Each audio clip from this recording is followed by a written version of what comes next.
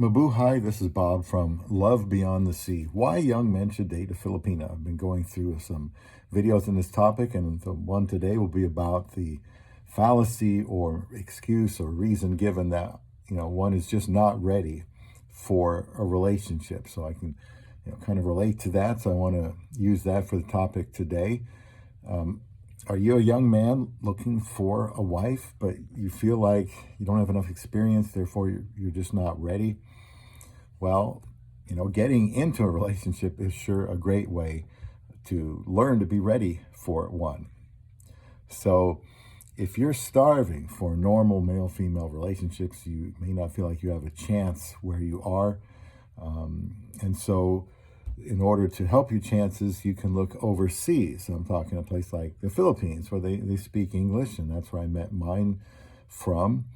And I went there and we got married in only 54 days from the time I met her.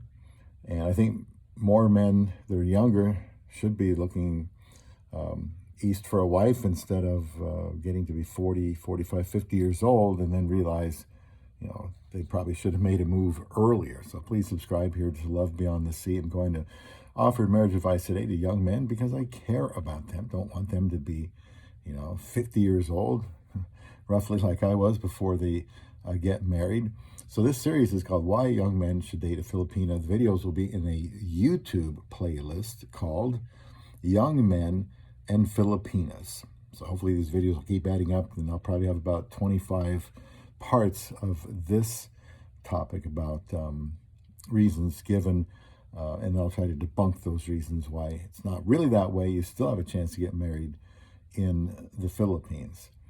So as far as being ready, are you doing something to prepare yourself for marriage? One of the things I did for years was find what I call a mentor, a guide. They didn't have to be, substantially older than me either, but somebody to help me get ready for something that I really wanted to do, was surprised I hadn't done yet, and that's get married. And always asking them questions. What would you do about this? What would you do about that? What's the right way to handle this situation or that? And I drew on their experience and wisdom, and so I felt like that was helping me prepare myself, even though I didn't have anything on my resume, or not much on my resume, so to speak. At least I was getting some schooling and some education on that. And how ready do you feel like you need to be? We're still going to be learning, deep into a marriage. I really don't think that anyone is really prepared and totally ready to get married. Once you get married, then all kinds of circumstances could change that you weren't prepared for. Maybe you learned things about each other you didn't know before. Maybe people change too, and you still have to be committed to them. And so I think that just try to gradually, consistently learn about relationships, whether it's I use the Bible as my main source, or sermons on certain topics about relationships, or being a good husband and marriage and things like that, to help me be prepared. And at some point, you just have to find somebody, because you've already learned what you can learn before you get married. And now it's just really time to get married. I think some men feel like there's no chance, there's no options, everybody here is terrible. But overseas, you do have a chance to get married. I had been alone for 30. Did I say 30? I guess it's out of the bag. 30 years alone at feet. Very hard to do unless you're in prison. But I didn't give up. I went where I was wanted, which happened to be the Philippines. Didn't accumulate much experience during that time, but I asked, like I said, I read, I studied relationships and marriage. So I thought when my number got called, I could go into the game and make a play. So after marriage, then you start that phase of trying to just get along when you're in it for the long haul and there's no safety net. And this takes a while to get acclimated to each other. And it's just going to be a learning experience. Just have minimal expectations, I would suggest, and just roll with what happens And of course, make sure you're constantly communicating, learning to be a good listener, for example, and a good communicator, which starts with being a good listener.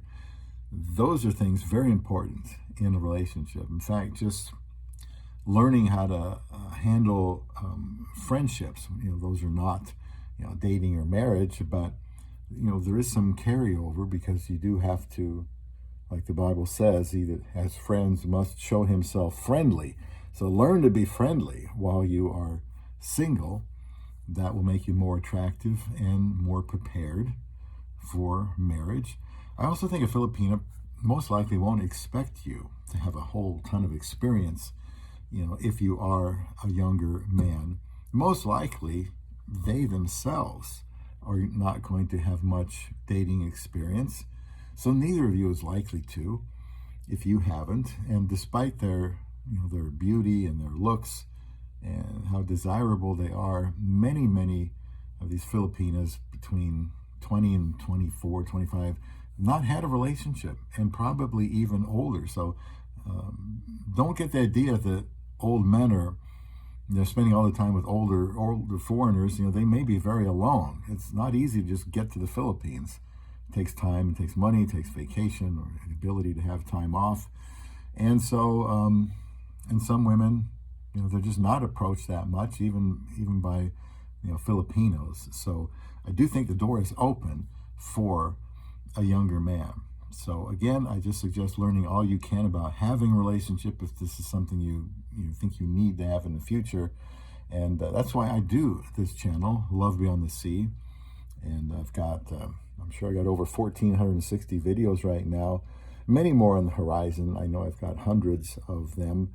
And this part of this series here, I think this is the 6th video, and I've probably got 25 different sections about why young men say, well, I think I'm going to be alone the rest of my life. And I'll try to tell you why, you should consider finding love beyond the sea.